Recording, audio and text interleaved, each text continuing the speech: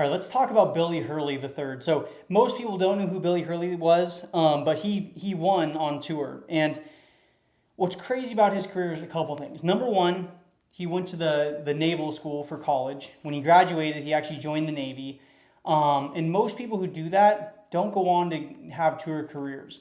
Normally, they have a really stable job in the Navy, so they're going to stick around there forever. And normally, they're so dedicated to their work, they don't have enough time to play and practice and develop their skills. But some way, shape, or form, Billy Hurley found a way to make his way to the tour. Now, here's where I think the story gets a little bit crazy.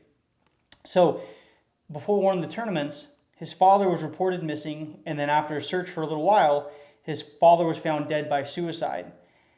Literally, the next week, he goes on to win the PGA Tour event, which is wild to think about. Now, there's speculation as to what can make that happen. A lot of people have the old theory of beware the sick golfer. If you have a sickness or whatever, sometimes you go out there carefree and you play better because you're not thinking about the golf, you're focusing on the sickness and just surviving.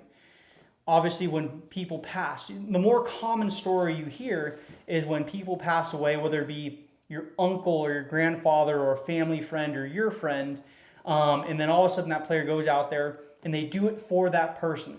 And because they're inspired and playing for that person that week, or maybe, who knows, maybe it's even more esoteric than that. Maybe there is some metaphysics going on where, there is either a heaven or spirits or energy or whatever, and they're helping you play better that week. I don't know how basic or how extreme it is, but in any case, when somebody like that dies, you'll see a lot of cases where people are inspired and they go on to win or they go on to have an incredible performance that week because they're doing it for somebody else instead of doing it for themselves.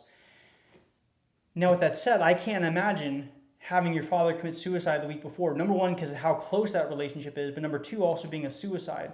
And then you go out the next week and win in spite of that, and all those emotions and having your mind completely unfocused on golf just seems absolutely wild and impossible. So, whatever inspiration you can draw from that, draw from it. I just think the odds of that happening and how difficult it must have been to deal with that mentally and still win in spite of that, to me is incredible. So if that strikes you in any way, I'm glad. It's obviously a tremendous tragedy for Billy Hurley. But to see that he could go out there and win despite that, is just, it's incredible. And hopefully in his heart, I didn't see any interviews afterwards. So I don't know what he said or how he felt, but I imagine that he probably felt like he did it for his dad. And sometimes when you can do it for somebody else and you can get out of your own way, or you can have perspective on life. Sometimes that is, as much as I don't want to say it like this, can be a great tool to use. And you never want to use somebody's life as a tool. But having perspective like that, it can be a tremendous help, even though we don't necessarily want that to be the tool we're using.